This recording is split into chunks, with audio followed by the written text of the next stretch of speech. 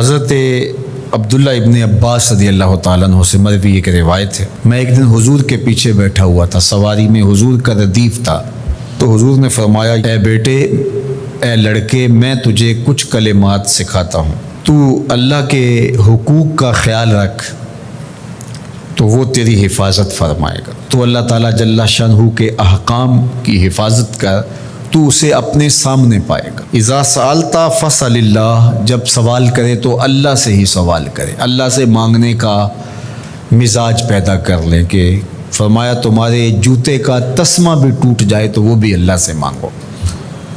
ضرور بازار میں جاؤ دکاندار سے، لیکن حقیقی طلب اللہ سے ہونی چاہیے۔ بات بات پہ اللہ سے سوال کرو، بڑی سے بڑی چیز بھی اس سے مانگو، چھوٹی سے چھوٹی چیز بھی اسی سے طلب کرو۔ ہماری ساری ضرورتوں کا کفیل ہمارا رب، ہمارا مالک ہے۔ تو دوسری نصیحت یہ کی کہ جب تو استعانت طلب کرے، مدد طلب کرے تو اللہ سے ہی استعانت طلب کرے۔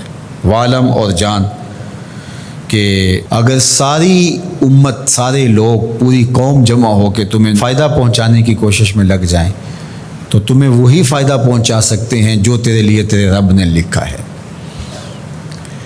اور فرمایا وَإِنِ اجْتَمَعُوا عَلَىٰ أَن يَضُرُّوكَ بِشَيْءٍ، اور اگر تمہیں نقصان پہنچانے کے درپے ہو جائیں، لَمْ يَضُرُّوكَ إِلَّا بِشَيْءٍ قَدْ كَتَبَهُ اللَّهُ عَلَيْكَ، تو تجھے صرف وہی نقصان پہنچا سکتے ہیں جو اللہ نے تیرے لیے لکھا ہے۔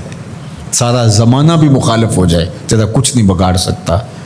ہاں، تیرے مقدر میں اگر کوئی چیز، کوئی بگاڑ لکھا ہے تو وہ ہوگا، اس کا ذریعہ وہ بن جائیں گے۔ تو اس لیے پھر اسی سے مانگو، اسی سے طلب کرو۔ رفعت الاقلام وجفت الصحف، جو لکھنا تھا اللہ نے لکھ دیا، لکھنے کے بعد قلم اٹھا لیا گیا اور جن صحیفوں پہ لکھا تھا وہ خشک ہو گئے۔ اب کتابیں بند ہیں، تو اس لیے اس نے تیرے لیے جو لکھا ہے وہ ہو کے رہے گا، تو خام خواہ لوگوں سے ڈرنے کی ضرورت نہیں ہے، اور تیرا فائدہ، تیرا نقصان اسی کے دستے قدرت میں ہے، تو اسی سے طلب کر، اسی سے مانگ۔ اور فرمایا تو اللہ تعالیٰ جل شانہ کو رخاء میں، خوشحالی میں یاد کر، یعرف کا فی الشدہ، وہ تجھے مشکل میں پہچانے گا۔ یعنی جو شخص خوشحالی کے دور میں اس کے پاس دولت ہے، صحت ہے، تو اللہ تعالیٰ کو فراموش نہیں کرتا، اللہ اس کی بدحالی کے زمانے میں اس کو فراموش نہیں کرتا۔ وعلم، اور جان، ان النصر مع الصبر، کہ جو مدد ہے وہ صبر کے ساتھ آتی ہے۔ وان الفرج مع الکرب، اور کشادگی جو ہے وہ مشکل کے ساتھ آتی ہے۔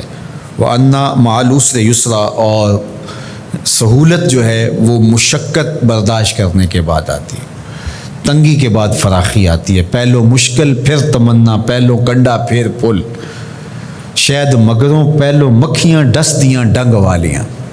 تو یہ سب ہوتا ہے، مشکلات، تکلیفیں، آلام، مصائب، ان سب سے گزر کر کے آسانیاں آتی ہیں۔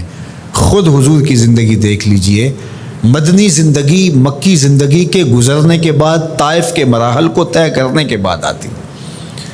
تو ہم ڈائریکٹ اگر چاہیں مکی زندگی کو اختیار کیے بغیر اور طائف کی مشکلات اور سنگلاخ راستوں سے گزرے بغیر مدنی برکتیں حاصل کرنا، تو وہ نہیں پا سکتے۔ تو یہ اللہ تعالیٰ نے ایک نظام رکھا ہوا ہے۔